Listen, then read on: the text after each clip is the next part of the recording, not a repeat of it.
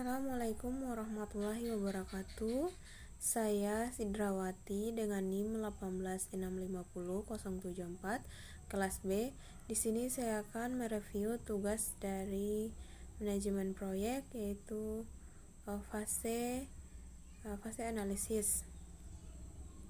Pendahuluan.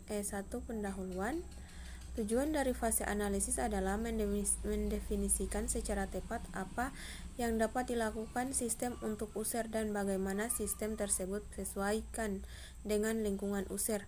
Aktivitas utama atau kejadian penting dari fase ini adalah untuk menghasilkan dokumen yang menjelaskan arti lingkungan sistem, disebut fungsional, yang menjelaskan specification atau VS atau spesifikasi fungsi. Aktivitas ketiga, menuliskan development proposal atau proposal perkembangan dan akan dikerjakan jika dua metode proposal akan dilakukan. Hal tersebut akan ditulis setelah FS, isi dan garis besar proposal mengembangkan sama dengan proposal analisis, kecuali bahwa proposal pengembangan dikerjakan dengan menggunakan 5 tahap dari pengembangan. 2.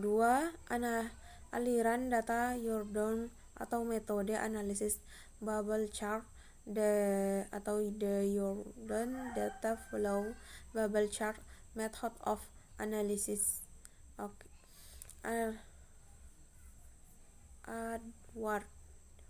Edward Jordan menemukan sebuah metode grafik yang mendokumentasikan dan mengendalikan proses analisis yang menjadi sangat populer. Berikut ini adalah sebuah aplikasi dari metode tersebut untuk proyek ABC. Yang pertama itu mendefinisikan user, yang kedua mendefinisikan antarmuka user. Yang ketiga itu spesifikasi fungsi, menjelaskan semua tingkah laku sistem dalam bentuk cerita dan menggambarkan definisi antarmuka user seperti di atas. Menu-menu perintah respon, laporan dan pesan-pesan.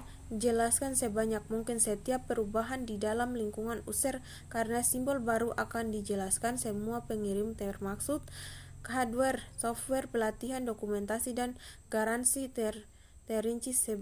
Sebagai tambahan, proposal VS juga merupakan kontrak antara user dengan tim proyek atau PT. Yang keempat itu tujuan utama atau major of phase. Buatlah daftar tujuan sistem hubungan masing-masing ke modul utama. Contoh, INQURI akan menjawab pertanyaan seperti beberapa banyak murid yang mendaftarkan kursus menjelaskan bagaimana sistem yang baru akan mempengaruhi lingkungan user, yaitu di mana terminal akan ditempatkan, siapa yang menggunakannya, laporan apa yang akan dibuat, kapan dan bagaimana ini akan mengubah pekerjaan setiap orang. Ada harus peringatkan user apabila sistem ini akan mempengaruhi berbagai aspek kehidupan. Yang kelima ini kebutuhan khusus sistem. Bagian ini menunjukkan kebutuhan sistem seperti jaringan, kesesuaian, keamanan, ketahanan, dan kemudahan dalam menggunakan sistem.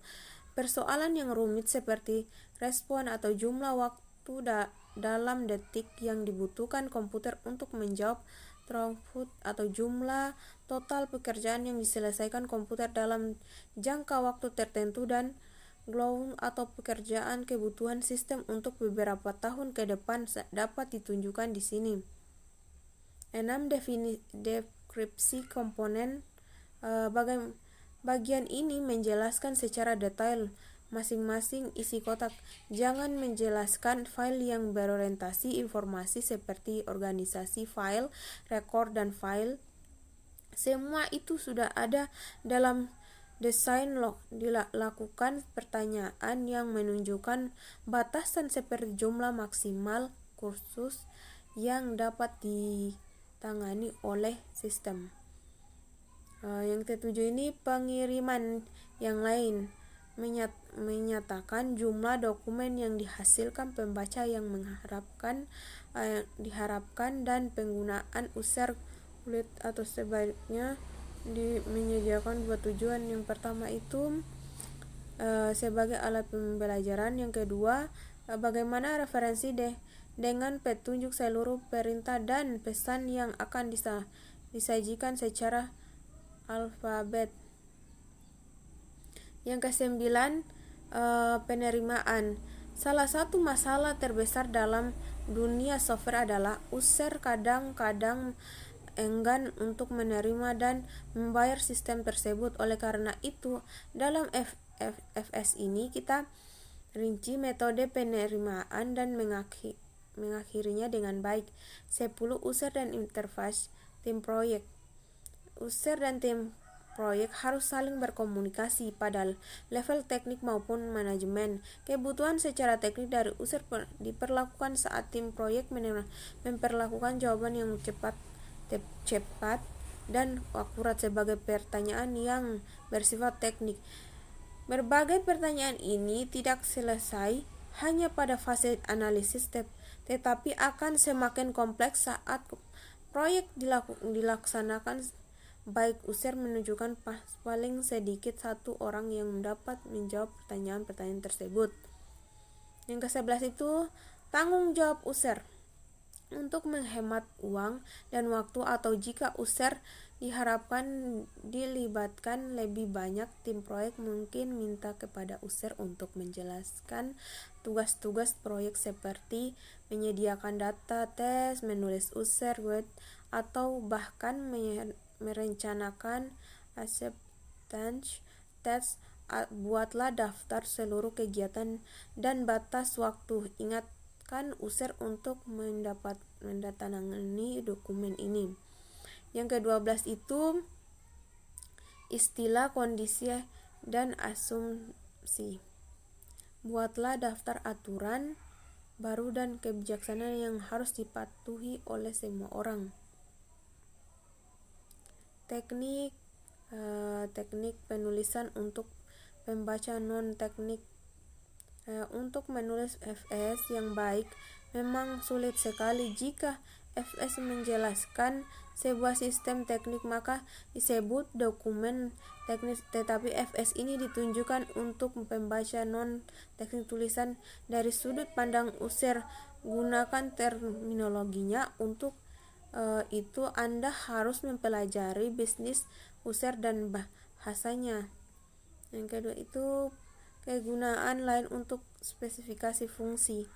Yang baik dapat digunakan untuk memperkenalkan proyek kepada anggota tim proyek yang baru. User dapat menggunakannya untuk memperkenalkan sistem yang baru ke pihak manajemen atau bagian-bagian lain. Tetapi yang paling penting adalah bagaimana yang menjelaskan menu from, query, dan respon dapat digunakan dalam user guide. Yang ketiga, software tools untuk analisis. Computer Aided Software Engineering atau CASE digunakan sebagai suatu paket software tools pada masing-masing fase dari daur hidup sistem. Terdapat beberapa produk software yang mutunya bagus yang membantu Anda untuk melakukan analisis. Contohnya Excalator. Excalator dapat digunakan untuk menggambarkan data flow diagram atau DFD tingkat tinggi. Meninjau kembali perencanaan. Ini perencanaan adalah proses pengulangan lakukan perbaikan PPP segera setelah analisis dilakukan. Selama pelaksanaan rencana berikutnya. Yang pertama itu programmer kunci atau perancangan mengundurkan diri. 2. Komputer pengembangan tidak tersedia. Yang ketiga, Peralatan hardware yang khusus tidak ada atau terwujud tepat pada waktu terbutuhkan. Yang keempat itu paket software dengan release terbaru atau hardware tidak bekerja. Yang kelima, sumber daya yang disediakan oleh pihak ketiga tidak terwujud. Rencana pelatihan untuk anggota proyek. Ketika di akhirnya staf telah diputuskan, lakukan pemeriksaan untuk melibatkan siapa-siapa saja yang membutuhkan pelatihan. Programmer ada merupakan calon yang paling memungkinkan. Jadwal semua pelatihan yang akan dilakukan pada akhir desain. Baiklah, sekian.